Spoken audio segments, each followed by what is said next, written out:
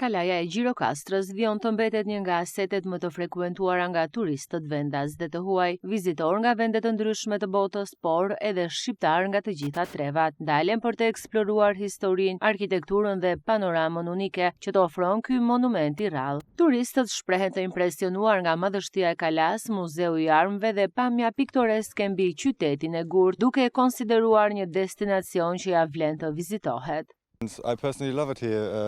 Më pëlqen shumë Kalaja, është vërtet mbreslëndse. Pamja nga lart është e mrekullueshme dhe qyteti duket si një kartolinë. Është një vend që duhet vizituar patjetër. Është hera e parë që vim në Gjirokastër dhe jemi shumë të impresionuar. Historia që mbart kjo kala dhe mënyra se si është ruajtur janë të jashtëzakonshme. Do t'ua rekomandonim të gjithëve ta vizitojnë.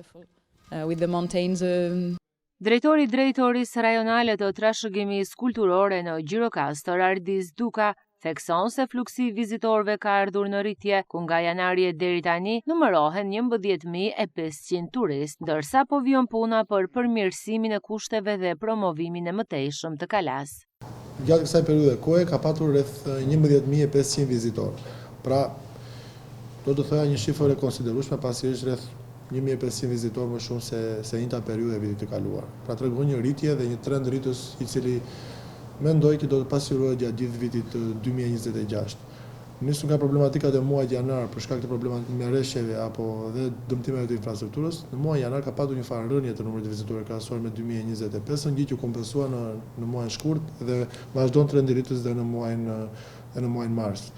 Gjithashtu dua të theksoj që kanë vizitorë në Kala. Në shumicën dërmuese të tyre kanë qenë vizitorë të huaj, pra 60% e vizitorëve janë vizitorë të huaj dhe 40% janë vizitorë vendas. Etnitë kryesore të cilat kanë vizituar këtë kala dhe qytetin e Gjirokastrës, janë 41 vende të botës, janë nga 41 vende të botës, ku kryesojnë vizitorët grek, amerikan, spanjoll dhe francez, me përqindje të përafërt, pra diku te 10% secila etni.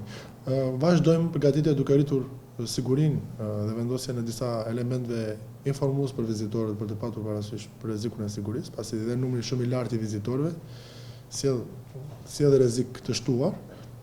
Gjithashtu vendosjen e sinjalistikës informuese dhe tabelave, rifreskimi i tyre, pasi dhe Ministria e Turizmit, Kulturës dhe Sporteve është aktualisht duke hartuar një projekt për të vendosur një sinjalistik të plotë në gjithë kalanë e Gjirokastrës.